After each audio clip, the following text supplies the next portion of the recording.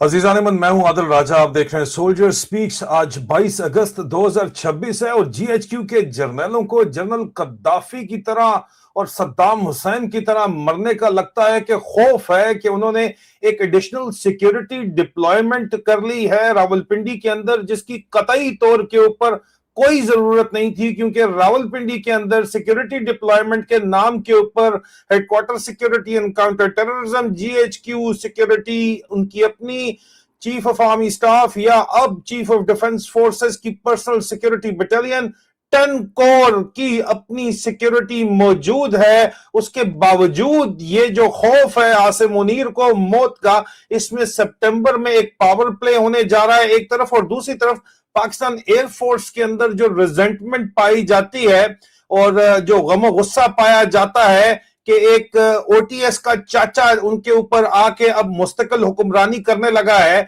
और उनके अपने एयर चीफ को जिस तरह मुबैना तौर के ऊपर खरीदा गया है, उसकी वजह से बेतहाशा शदीद रिजेंटमेंट है। और इन मामलात के ऊपर बहुत सी बातचीत है जो इस वक्त बंद दरवाजों के पीछे आपके 10 साल आगे किस्मत का फैसला करने की कोशिश की जा रही है।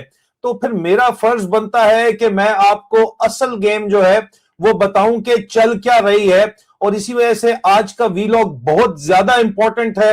ये पहला वीलॉग है, मैं आपको मजीद सियासी खेल भी समझाऊंगा, लेकिन इस वक्त रावलपिंडी में आखिर डर किस बात का है? गवर्नमेंट ऑफ पाकिस्तान ने 21 अगस्त 2026 का नोटिफिकेशन आपको इस वक्त जो है वो नजर आ रहा है स्क्रीन के ऊपर। अब ये जो नोटिफिकेशन आपके सामने है, इस नोटिफिकेशन में आर्टिकल 245 के तहत पाकिस्तान आर्मी की 3 कंपनीज रावलपिंडी में 6 महीने के लिए डिप्लॉय करने की ऑथराइजेशन दी गई है। ऑफिशियल जस्टिफिकेशन है सेंसिटिव सिक्योरिटी ड्यूटीज इन रावलपिंडी, और जाहिर बात है किसी भी अनडिजायरेबल सिचुएशन से डील करने के लिए। मगर पाकिस्तानियों, रावलपिंडी में ऐसा क्या अनडिजायरेबल सिचुएशन एक्सपेक्टेड है, और वो भी अगले 6 महीने में? ये आज का असल सवाल है। सबसे पहला, रावलपिंडी को एक्स्ट्रा आर्मी क्यों चाहिए? रावलपिंडी में तो आर्मी पहले ही भरी हुई है सिक्योरिटी के लिए। आर्टिकल 245 कोई ऑर्डिनरी पुलिस डिप्लॉयमेंट प्रोविजन नहीं है। कॉन्स्टिट्यूशन के तहत आर्म फोर्सेस को federal police in aid of civil power बुला सकती है, लेकिन रावलपिंडी कोई आम किस्म का डिस्ट्रिक्ट तो नहीं है। पाकिस्तान के ऊपर इस वक्त जो फौजी कब्जा है उसका मरकज है, उसका दारुल खिलाफा है।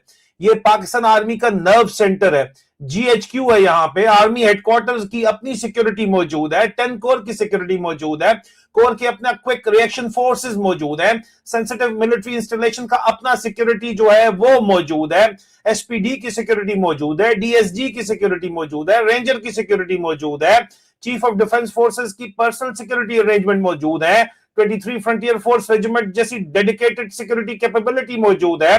फिर सवाल है कि 3 एडिशनल आर्मी कंपनीज क्यों? अगर थ्रेट आम जो है वो दहशतगर्दी का है तो उस थ्रेट को क्लियरली एक्सप्लेन क्यों नहीं किया जा रहा? अगर लॉ एंड ऑर्डर का इशू है तो पुलिस और पैरामिलिट्री रिसोर्सेज जाहिर बात है कि मौजूद हैं पहले ही, लेकिन अगर मिलिट्री की अपने हेडक्वार्टर्स शहर के अंदर आर्टिकल 245 लगा दें तो क्या थ्रेट बाहर से है या अंदर से है? ये असल सवाल है। क्या जनरल्स को अपने रैंक्स का खतरा है? अब मुझे पाकिस्तान की जो इस वक्त मिलिट्री इस्टेब्लिशमेंट फौज के अंदर जो लोग हैं वो कहते हैं, और वाजे रहे कि ये इंटेलिजेंस कम्युनिटी सोर्सेज की असेसमेंट और इंफॉर्मेशन है, हर हिस्सा इंडिपेंडेंटली पब्लिकली वेरीफाइड फैक्ट नहीं है, लेकिन मुझे जो बताया जा रहा है अंदर से, मेरे सोर्सेज पाकिस्तानी मिलिट्री एस्टैब्लिशमेंट के अंदर बता रहे हैं कि बहुत सीरियस किस्म की एंजाइटी और रिजेंटमेंट जो है वो फौज के अंदर है। जो इन्होंने इमरान खान के मेडिकल रिपोर्ट पे लिखा है कि खान साहब को एंजाइटी है, वो इस पूरी फौज के अंदर, पाकिस्तान एयरफोर्स के अंदर खासतौर के ऊपर पाकिस्तान आर्मी के अंदर है, और मिलिट्री रैंक्स के रिएक्शन के ऊपर जर्नल इस वक्त घबराए हुए हैं, और रावलपिंडी की आवाम से भी लोग घबराए हुए हैं, क्योंकि ज्यादातर रिटायर्ड फौजी वहां पे बैठे हैं और रिटायर्ड फौजियों के खिलाफ क्रैकडाउन अनप्रेसिडेंटेड किया जा रहा है। और मैं ये लफ्ज केयरफुली यूज कर रहा हूं कि बगावत, बगावत का लफ्ज मैं बड़ा केयरफुली यूज कर रहा हूं, म्यूटनी। क्या पाकिस्तान आर्मी में बगावत होने वाली है? सवाल ये है जी, क्या पाकिस्तान आर्मी में बगावत होने वाली है? और ये सवाल मैंने पूछा है जी, ये पूछा है मैंने सवाल। और लेकिन मेरे सोर्सेज का कहना है कि टॉप कमांड इस पॉसिबिलिटी से कंसर्न है कि लार्ज स्केल पॉलिटिकल एजिटेशन और इंटरनल मिलिट्री रिजेंटमेंट जो है वो एक डेंजरस कॉम्बिनेशन बन सकता है, इसलिए एडिशनल सिक्योरिटी लगाई गई है। मैं ये क्लेम नहीं कर रहा कि फौज के अंदर कोई बगावत होने वाली है। पूरी फौज को इस वक्त जो है वो पाकिस्तान की आवाम कहती है, सोशल मीडिया के ऊपर मुतअद्दिद पोस्ट है कि एक मच्छर ने, वो नाना पाटेकर का डायलॉग था कि साला एक मच्छर सारे शहर को हिजड़ा बना देता है, इसी तरह ये डायलॉग चल रहे हैं फौज के लिए इस वक्त। 7 लाख फौज के लिए, पाकिस्तान की आर्मी के लिए डायलॉग चल रहे हैं। और इसी कॉन्टेक्स्ट में रावलपिंडी की एक्स्ट्रा ऑर्डिनरी सिक्योरिटी को देखा जा रहा है। और खौफ जो है कि कद्दाफी और कर्नल मोहम्मद कद्दाफी और सद्दाम हुसैन वाला जो खौफ है, वो आसिम मुनीर का खौफ इस वक्त बताया जा रहा है। और तारीख भी आपको यही बताती है कि जो इस तरह की अथॉरिटेरियन सिस्टम्स, एक लेसन बार बार आपको तारीख ये बताती है कि जब रूलर्स को अपने ही इंस्टीट्यूशंस पर मुकम्मल एतमाद नहीं रहता, ट्रस्ट नहीं रहता, तो वो ऑर्डिनरी सिक्योरिटी स्ट्रक्चर्स के ऊपर पर्सनल लॉयल सिक्योरिटी लेयर्स जो हैं वो लेके आते हैं। सद्दाम हुसैन ने यही किया था, मोहम्मद कद्दाफी ने यही किया था। रजीम सर्वाइवल और स्टेट सिक्योरिटी आहिस्ता आहिस्ता एक दूसरे में मर्ज हो जाता है। ठीक है, मेरे सोर्सेज का ये एलिगेशन है कि पाकिस्तान में भी एलीट फॉर्मेशंस, सिलेक्टेड पर्सनल जिनको खसूसी इंसेंटिव दिए जा रहे हैं, खसूसी प्लॉट्स उनको बताए गए हैं, तनख्वाह के अंदर इजाफा बताया गया है, स्पेशल राशन अलाउंस दिया जा रहा है, उनके जरिए एक personally reliable security architecture build करने की कोशिश की जा रही है। और अगर ये असेसमेंट करेक्ट है तो इसका मतलब बहुत सीरियस है, क्योंकि फिर सिक्योरिटी का ऑब्जेक्टिव सिर्फ पाकिस्तान को प्रोटेक्ट करना नहीं है, वो सिर्फ और सिर्फ आसिम मुनीर को प्रोटेक्ट करना है, जो कि इस वक्त नजर आ रहा है। और आसिम मुनीर के दाएं और बाएं जो लोग बैठे हुए हैं उनको प्रोटेक्ट करना है, जो विजिबली यहां पे नजर आ रहा है। और ये जो आपकी डिप्लॉयमेंट है इससे भी पता चल रहा है। और प्लीज इस सिलसिले में रावलपिंडी का जो हिस्ट्री है वो मत भूलिए। रावलपिंडी पाकिस्तान मिलिट्री पावर का सेंटर जरूर है, लेकिन पावर सेंटर होने का मतलब यह नहीं है कि अस्तस्ना उसको जो है वो गारंटी हासिल है। जिस तरह आसिम मुनीर ने अपने लिए जिंदगी भर का लाइफ टाइम इम्यूनिटी ली है, पूरी जिंदगी भर का अस्तस्ना लिया है, रावलपिंडी को अस्तस्ना नहीं है। जनरल परवेज मुशर्रफ अपने पावर के पीक के ऊपर था। मैं अपने घर में सो रहा था अस्करी में, और एक धमाके की आवाज आई और मैं उठ गया। मैं छुट्टी के ऊपर घर आया हुआ था, मैं उस वक्त मैं कप्तान था उस वक्त। और मैंने अपने घर से बाहर निकल के गेट से बाहर मैं देखा तो जनरल मुशर्रफ की गाड़ियां जो हैं, सिक्योरिटी कैवलकेड, बड़ा मैसिव कैवलकेड था, वो हर तरफ जल रहा था। और ये बिल्कुल मेरे एयरपोर्ट रोड के ऊपर रावलपिंडी के अंदर, मैं गैरिजन के अंदर बात कर रहा हूँ, रावलपिंडी गैरिजन के अंदर बात कर रहा हूँ, चकलाला गैरिजन से आर्मी हाउस की तरफ जाते हुए बात कर रहा हूँ। ये मेरा जाती तजर्बा है। दिसंबर 2003 में रावलपिंडी में ये जो उनके ऊपर असैसिनेशन अटेम्प्ट हुई थी या कातलाना हमला हुआ था, और उसके बाद जो इन्वेस्टिगेशंस सामने आई तो उसमें पता चला कि आर्म फोर्सेस पर्सनल इसके अंदर शामिल थे, बाकायदा आर्मी और एयरफोर्स के शामिल थे लोग। और इसीलिए जब मिलिट्री एस्टैब्लिशमेंट अपने ही नर्व सेंटर के अंदर गैर मामूली सिक्योरिटी प्रिकॉशंस लेती है, तो इसको आप सिर्फ कैजुअली डिसमिस नहीं कर सकते कि यार नहीं ये तो नॉर्मल रूटीन की कहानी है। ये रूटीन की कहानी नहीं है, लेकिन असल गेम क्या है ये समझना बहुत जरूरी है। असल गेम अजीजा ने मन, असल गेम ये है कि नोटिफिकेशन को कैलेंडर के साथ जोड़ लीजिए। रिमेंबर सितंबर आ रहा है। सितंबर में मेरे सोर्सेज के मुताबिक सितंबर में पाकिस्तान आर्मी की जो मिलिट्री एस्टैब्लिशमेंट है उसके लिए बहुत ज्यादा, आसिम मुनीर के लिए अहम तरीन ये महीना है। आसिम मुनीर को प्रमोशन होनी है, प्रमोशन बोर्ड होना है जर्नलों का, अपॉइंटमेंट्स होनी है, पुराने कोर कमांडर जा रहे हैं, नए कोर कमांडर लगने हैं, डीजीआईएसआई लगना है, कोर कमांडर की जनरल ऑफिसर्स लगने हैं, कमांड की रीशफल होनी है, चेंज ऑफ गार्ड होनी है। और पाकिस्तान में सीनियर मिलिट्री अपॉइंटमेंट सिर्फ और सिर्फ एडमिनिस्ट्रेटिव डिसीजन तो आपको पता है नहीं लेते या दिफा तो नहीं करते, ये डिटरमिन करते हैं कि अगले चंद साल तक पावर किसके पास रहेगी। ठीक है जी, सत्ता किसके पास रहेगी, ताकत किसके पास रहेगी। कौन कमांड करेगा, कौन साइडलाइन होगा, कौन प्रमोट होगा, कौन रिटायर होगा, ये सब बहुत ज्यादा इंपॉर्टेंट है। फील्ड मार्शल आसिम मुनीर कितना सिक्योर होगा, इसका फैसला सितंबर में होना है। आसिम मुनीर 2030 से भी आगे जाके कहानी खेल खेलना चाहता है। मेरी सोर्सेस का यह असेसमेंट है कि Asim Munir political military project जो है वो शॉर्ट टर्म नहीं है, जो लोग कह रहे हैं कि 2030 में चला जाएगा। सोर्सेस बिलीव करते हैं और जमीन पे नजर आ रहा है कि 2030 से भी आगे ये अब पूरे के पूरे इदारे को एक इस तरीके से लेके चलना चाहता है कि 2030 से आगे भी ये आगे जाए, जाहिर बात है। और इसी कॉन्टेक्स्ट के अंदर डिफेंस फोर्सेस एक्ट 2026 को लाया गया है। Defence forces act 2026 federal cabinet ने 20 अगस्त को डिफेंस फोर्सेस एक्ट को ड्राफ्ट अप्रूव किया और ऑफिशियल गवर्नमेंट स्टेटमेंट के मुताबिक ये चीफ ऑफ डिफेंस फोर्सेस और सीडीएफ हेडक्वार्टर को एडमिनिस्ट्रेटिव फ्रेमवर्क के लिए बनाया गया है। लेकिन ड्राफ्ट में जो पावर नजर आ रही है उनका सिग्निफिकेंस जो है वो एडमिनिस्ट्रेटिव लैंग्वेज से बहुत ज्यादा आगे का है। प्लीज इस बात को थोड़ा सा जो है वो समझ लीजिएगा। देखें क्यों मैं ये बात कर रहा हूं। 53 साल पुराना सिविलियन जो चेक है वो खत्म कर दिया इन सालों ने। ये आप देखें जरा जो असल कहानी इस वक्त चल रही है।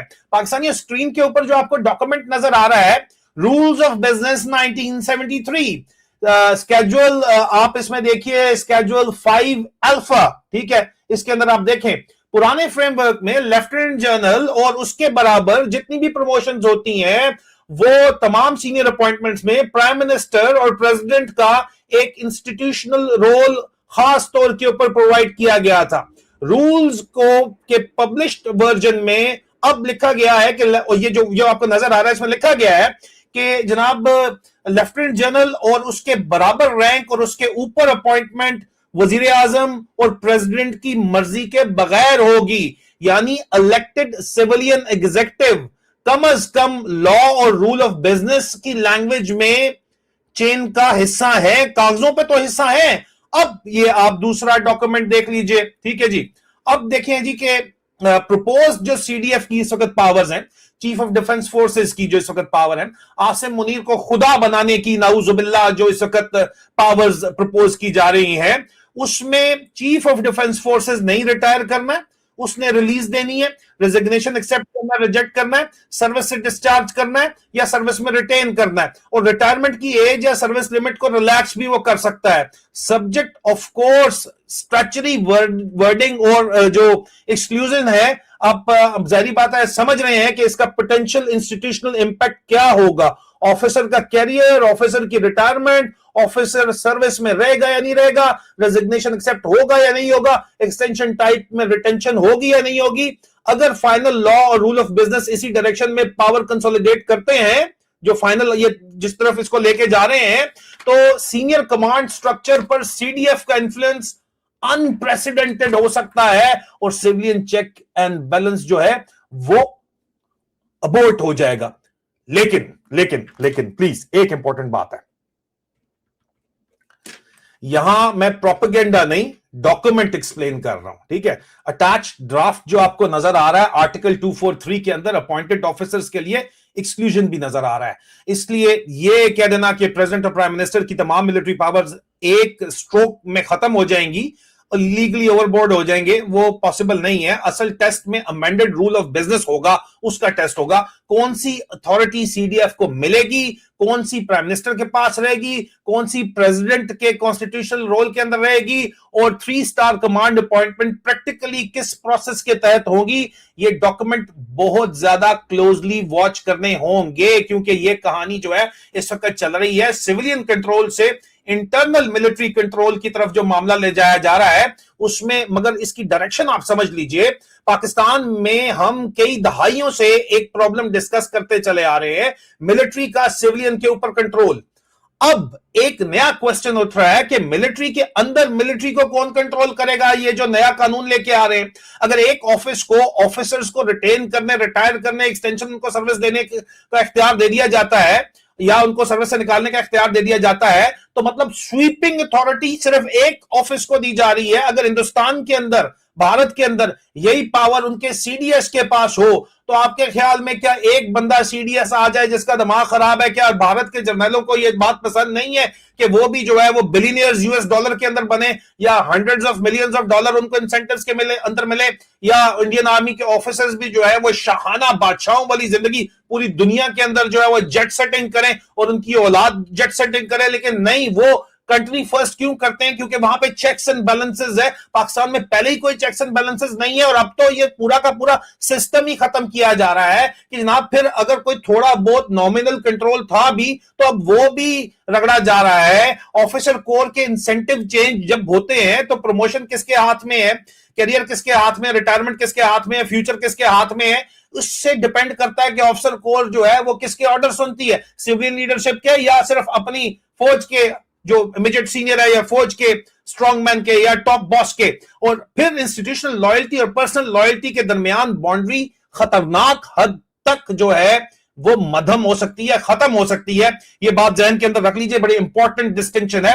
अब सितंबर की प्रमोशंस क्यों क्रिटिकल है, इसलिए सितंबर को भी समझ लीजिए। अगर इंपॉर्टेंट कोर कमांडर्स और सीनियर अपॉइंटमेंट्स में ऐसे ऑफिसर्स आ जाते हैं जहां आसिम मुनीर को मतलब पक्के सज्जे और खब्बे वाले हैं और उसके पर्सनल लॉयलिस्ट हैं, तो उनकी इंस्टीट्यूशनल पोजीशन और ज्यादा आसिम मुनीर की जो है वो तगड़ी हो जाएगी। और अगर डिफरेंट प्रोफेशनल ब्लॉक्स या डिससेटिस्फाइड एलिमेंट्स इन्फ्लुएंशियल कमांड्स ले लेते हैं, जिस तरह इस वक्त इल्जाम ये लगाया जा रहा है कि पीपल्स पार्टी चाह रही है कि जिन जनरल को वो पसंद करते हैं, जिस तरह मिसाल के तौर के ऊपर उनकी support DGC ISI major general Faisal Naseer को है, तो वो प्रमोट हो जाता है और डीजी आईएसआई लग जाता है, सीएमआई का अफसर और कहां लगेगा? और या पाकिस्तान मुस्लिम लीग नवाज और मरियम नवाज की रिकमेंडेशन है DG military intelligence major general Wajid Aziz की, वो प्रमोट हो जाता है और वो डीजीआईएसआई लग जाता है। तो भाई उसके पास जाहिर बात है पार्टी लॉयल्टी होगी, तो लॉयल्टी फिर उसकी किसकी होगी? ये पावर इक्वेशन बदल सकता है ना जी।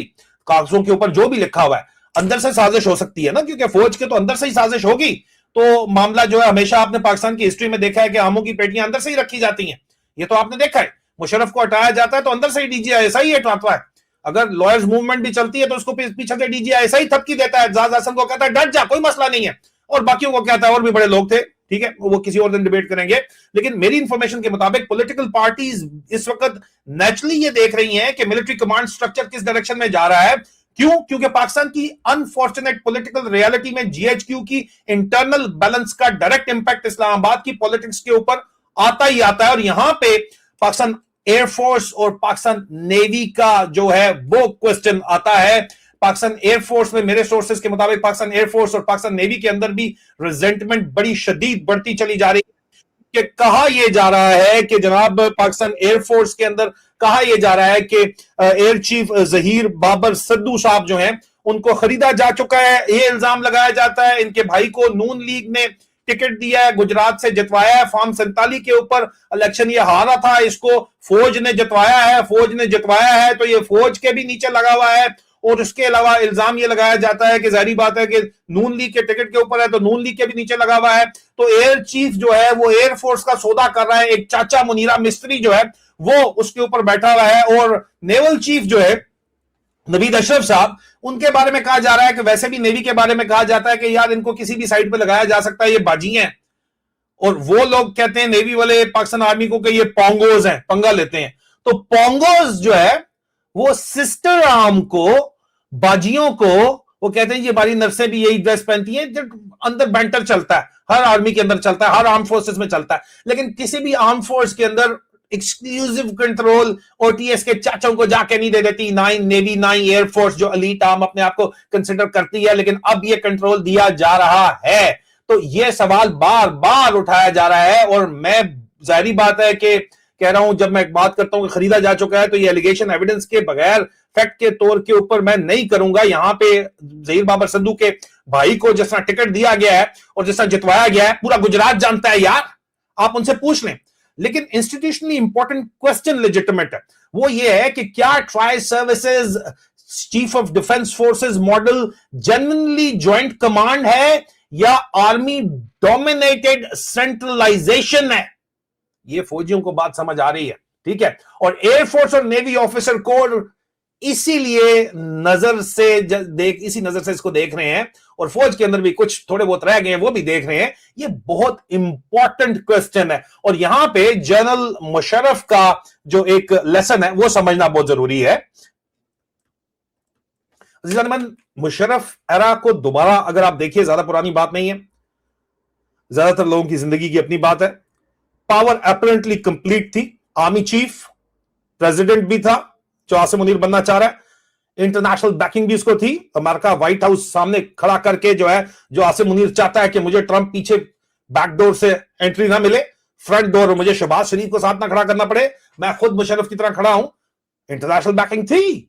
आपने देखा कि प्रेसिडेंट बुश के साथ जो है वो खड़ा होता था, जनरल मुशर्रफ खड़ा होता था, लेकिन फिर भी रावलपिंडी के अंदर उसके ऊपर कातलाना हमले हुए। लेसन क्या था, सबक क्या था? पावर का कंसेंट्रेशन ऑटोमेटिकली सिक्योरिटी क्रिएट नहीं करता। कभी कभी पावर जितनी ज्यादा कंसेंट्रेट की जाती है, उतनी ज्यादा रिजेंटमेंट, बेचैनी, गमो गुस्सा वो भी कंसेंट्रेट होता है। और इसीलिए जीएचक्यू के ग्रिड एडिशनल लेयर्स क्रिएट हो रही है, उसके आस पास जो है सिक्योरिटी ग्रिड क्रिएट हो रही है, मजीद क्रिएट करना चाह रहे हैं। सीनियर अपॉइंटमेंट्स का डिसाइसिव सीजन आ रहा है, गेम ऑफ थ्रोन्स का फाइनल सीजन इनको लगता है, इस कम से कम सीजन लगता है कि आ रहा है पाकिस्तान के अंदर।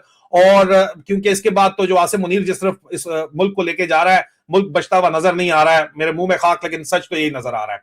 और जाहिर बात है साइमल्टेनियसली सीडीएफ की स्टैचुटरी पावर्स ड्रामेटिकली एक्सपैंड हो रही हैं, तो इन डेवलपमेंट्स को आइसोलेशन में जो है वो नहीं देखा जा सकता। पॉलिटिक्स भी रावलपिंडी की तरफ ही देख रही है। आप देखेंगे पाकिस्तान मुस्लिम लीग नवाज है, पाकिस्तान पीपल पार्टी है, पीटीआई है, हर पॉलिटिकल प्लेयर के लिए सितंबर की मिलिट्री अपॉइंटमेंट कॉन्सिक्वेंशियल हो सकती हैं, लेकिन पीटीआई को किस तरीके से कंट्रोल किया जा रहा है, चलाया जा रहा है इमरान खान के सिलसिले में, वो आज के दिन का मैं दूसरा वीलॉग आपको समझाऊंगा, जहां पे साले और मशूक की लड़ाई के अंदर इमरान खान सेंटर स्टेज एक दफा फिर बने हुए हैं, लेकिन पीटीआई को किस तरह खुद लग रहा है। लेकिन यहां पे सवाल यह है कि नेक्स्ट कोर कमांडर क्यों इंपॉर्टेंट है सितंबर के अंदर? नहीं, यह सवाल इंपॉर्टेंट नहीं है। सवाल यह है कि पाकिस्तान का पावर आर्किटेक्चर क्या होगा। क्या आसिम मुनीर और ज्यादा पावरफुल हो जाएगा? क्या इंस्टीट्यूशन के अंदर रेजिस्टेंस इमर्ज करेगी? क्या पॉलिटिकल प्रेशर और मिलिट्री रेजेंटमेंट एक दूसरे को रीइंफोर्स करेगी? या सितंबर का अपॉइंटमेंट के बाद आसिम मुनीर अपना कमांड स्ट्रक्चर कंप्लीटली कंसोलिडेट करते हुए जमीनी खुदा बन के बैठ जाएगा? नोटिफिकेशन की एक लाइन प्लीज दोबारा पढ़िए।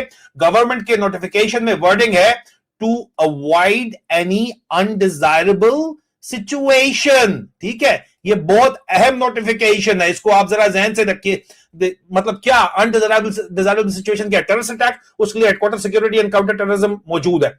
पॉलिटिकल प्रोटेस्ट, उसके लिए ऑलरेडी जो है इन्होंने पुलिस बिठाई हुई है, उसको फुल इक्विप किया हुआ है। लॉन्ग मार्च तो पहले मोहसिन नकवी कंट्रोल कर रहा है, उन्होंने पिंडी आना भी नहीं है। जीएचक्यू के बाहर एजिटेशन, उन्होंने स्ट्रेट गोलियां चलाने के ऑर्डर दिए हैं वहां पे, और जीएचक्यू की अपनी सिक्योरिटी मौजूद है, सिक्योरिटी बटालियन मौजूद है, 10 कोर की सिक्योरिटी मौजूद है, या कुछ ऐसा जिसका खुलेआम जिक्र नहीं किया जा रहा। और अगर ordinary security establishment already Rawalpindi में इतनी बड़ी तादाद में मौजूद है, तो आर्टिकल 245 के तहत 6 महीने की डिप्लॉयमेंट की क्या जरूरत है? गवर्नमेंट को इसका ट्रांसपेरेंट जवाब देना चाहिए, लेकिन वो नहीं देंगे। सितंबर में रावलपिंडी में जो पावर प्ले हो रहा है, मेरी असेसमेंट में पाकिस्तान के अगले चंद महीने की पॉलिटिक्स इस्लामाबाद से ज्यादा रावलपिंडी में डिसाइड होगी, बल्कि चंद महीने क्या चंद सालों की। एक तरफ पॉलिटिकल एजिटेशन डेफिनेटली पॉसिबल है, दूसरी तरफ इमरान खान का जाहिर बात है कि कॉन्फ्रंटेशन चल रहा है इमरान खान के साथ, वो नई इमरान खान सौदा कर रहे हैं। तीसरी तरफ सितंबर की प्रमोशंस आ रही हैं,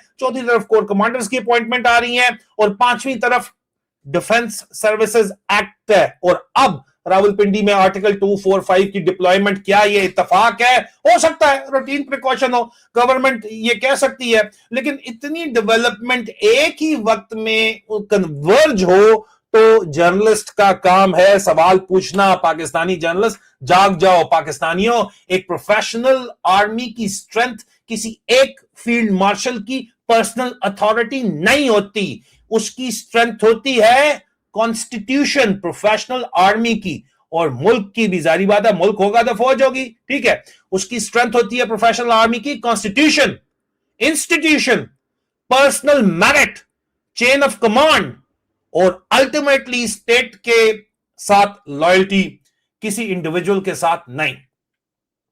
अगर defence forces act institutional coordination improve करता है, गवर्नमेंट को एक्सप्लेन करना चाहिए कि सिविलियन ओवरसाइट कैसे फिर प्रोटेक्ट हो रही है। अगर रावलपिंडी डिप्लॉयमेंट जो है वो टेररिज्म के खिलाफ है, हो रही है, उसकी थ्रेट के खिलाफ हो रही है, तो थ्रेट को एक्सप्लेन करें।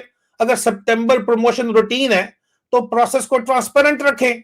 लेकिन अगर पाकिस्तान का मिलिट्री आर्किटेक्चर इस तरह रीडिजाइन हो रहा है कि एक शख्स, सिर्फ एक शख्स, एक मच्छर 7 लाख को हिजड़ा बना रहा है, और अब तो बाकी भी शामिल कर लो ना, एयरफोर्स और नेवी वाले भी। तो अगर एक शख्स ऑफिसर्स के कैरियर, पोस्टिंग, रिटेंशन और रिटायरमेंट के ऊपर एक्स्ट्रा ऑर्डिनरी कंट्रोल स्टैब्लिश कर रहा है, तो पाकिस्तान को इसके ऊपर डिबेट करना होगी। क्योंकि आज सवाल यह नहीं कि आसिम मुनीर कितना पावरफुल है, असल सवाल यह है कि आसिम मुनीर को इतनी सिक्योरिटी और इतनी पावर की जरूरत क्या है, और सितंबर में रावलपिंडी में क्या होने वाला है। मैं हूं आदिल राजा, आप देख रहे हैं सोल्जर स्पीक्स, और स्टे ट्यून्ड। वीडियो पसंद आई है तो इसको लाइक कीजिए, चैनल को सब्सक्राइब कीजिए और इसको शेयर